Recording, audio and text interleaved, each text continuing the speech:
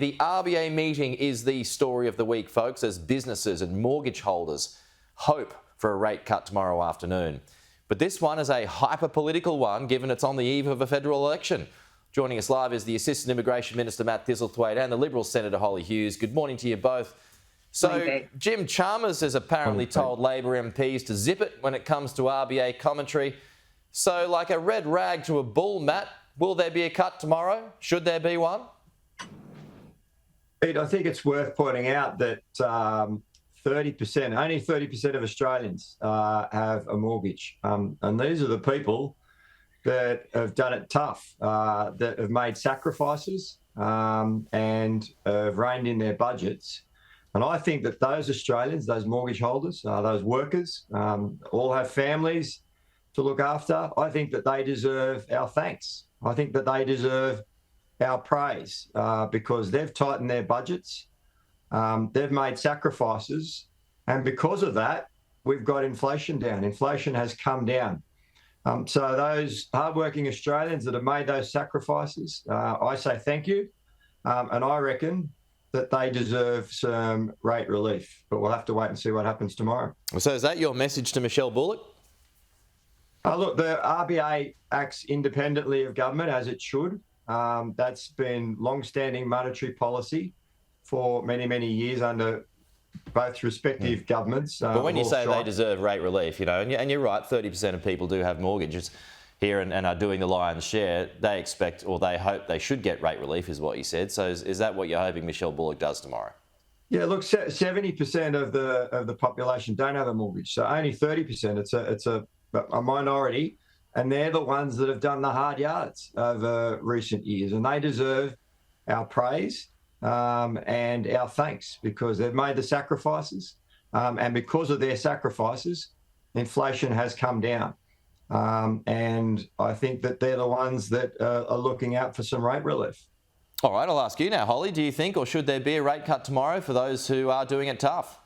Well, if that's Labor's talking points on this issue, that is extraordinary. Yep, 30% of Australians have a mortgage, but all of those Australians who are renting, there's an awful lot of their landlords who also have mortgages over those properties. So the rental increases were also a direct reflection of the increase in the interest rate and the cash rates because those investors needed to be able to pay and service those loans. So it's extraordinary that renters are being left out of the narrative by Labor this morning, when in fact a lot of their landlords have got a mortgage to service as well, which is why rents have reflected that. Australians have done it tough, and I think Matt's right. It has been Australians that have restricted their own budget, restricted their own spending, which has dropped inflation. A lot of that forced upon them by the obscene increased cost of living that we've seen under this government. And it just proves even the Labor Party can't defend itself that this government has refused to do the heavy lifting required to hold up its end of the bargain around fiscal policy. We've seen a government that is addicted to spending. We now know that there's another huge blowout because Katie Gallagher hasn't factored in her bloated public service into the forward estimates. This government has failed on fiscal policy. Australians, of course, deserve some relief, but I don't think that relief's going to come until they show this Albanese government the door. Well, there's also energy costs as well to add to all of that. Matt, you got a response? Yeah, well, government spending as a proportion of GDP has come down compared to the previous government. And we've been successful in the policies that we've put in place because inflation has come down. Inflation was in the high sixes when the coalition were in government. It's now half that. So inflation has come down. The government policies have worked. And Australian taxpayers and mortgage holders have been helping with that through the sacrifices that they've been making. So government's been making sacrifices.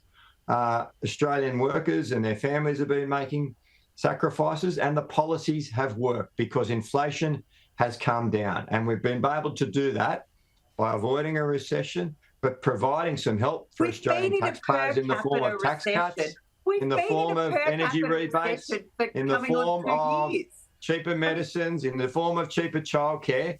These are government policies that Australians are telling me they appreciate, that the government's been trying to help them through this difficult period. What they haven't heard is anything from the coalition, any policies from the coalition. Name one that's going to help them with their cost of living, because they haven't heard any from the coalition. Well, just onto the politics of it all, because obviously the homeowners and the businesses should be the deserved winners of any potential rate cut tomorrow. But I'll go to Holly now, because we haven't heard you for a couple of minutes now, Holly. I mean, if there is a cut tomorrow, does that favour Albanese? Does that favour Labor politically? I think it's good news for all Australians, regardless of who you are, if there's a rate cut tomorrow. But you remember, since this government's come to power, there's been 12 rate increases. It does take a little bit of time for rate relief to trickle through the economy. I mean, just listening to Matt there and those talking points that they regurgitate, those families who have children in childcare know that the bills have gone up. Just because they have a policy that says cheaper childcare doesn't actually mean that it is cheaper. They are gaslighting the Australian people by telling them that they've never had it so good under this government. And if Albanese honestly believes that Australians are having a great time at the moment and things are good because of the actions of his government, then he should just call the election, end this faux election campaign that's going on, driving Australians mad. Right. Just call it and be done with it, and let's really see what Australians feel. I think, though, what is concerning, and I think concerning to everyone who understands political processes, and the only people that will disagree with me here are the Teals and potentially the Greens, but minority government never works well. And hopefully we see a Dutton-led majority government to really give Australians the boost they need. Well, I mean, on the topic of, and we'll have to close it here, but on the topic of policies, Matt, I mean, Dutton had one on home ownership and freezing out foreign owners for 2 years that you've just copied. So, I mean, is that wrong to say? Well, when we see good policy, then obviously we're happy to work with the coalition. So they've got policies. But what's important is, Pete, we need to increase the housing supply. Really, that's the issue here, that we haven't been building enough homes. And the coalition don't have any policies around increasing housing supply. And we put in place the Housing Australia Future Plan. We put in place Help to Buy, massive investments in social housing. And the coalition opposed them. They voted against them without any alternative policies. And that's the issue that the Australian people are saying. That's how many houses they have. Times have been tough, but they appreciate what the government has been doing, because they've been trying to help them get through this difficult period. The coalition have just been saying no and voting against everything without any alternatives. They need to show some alternatives. You don't vote for bad policy. We'll leave it there. You don't have any policies. Matt and Holly, always good to chat. It's a lively one on a Monday morning, folks, and it's good to have you with us. Thank you, Matt and Holly. We'll talk to you next week.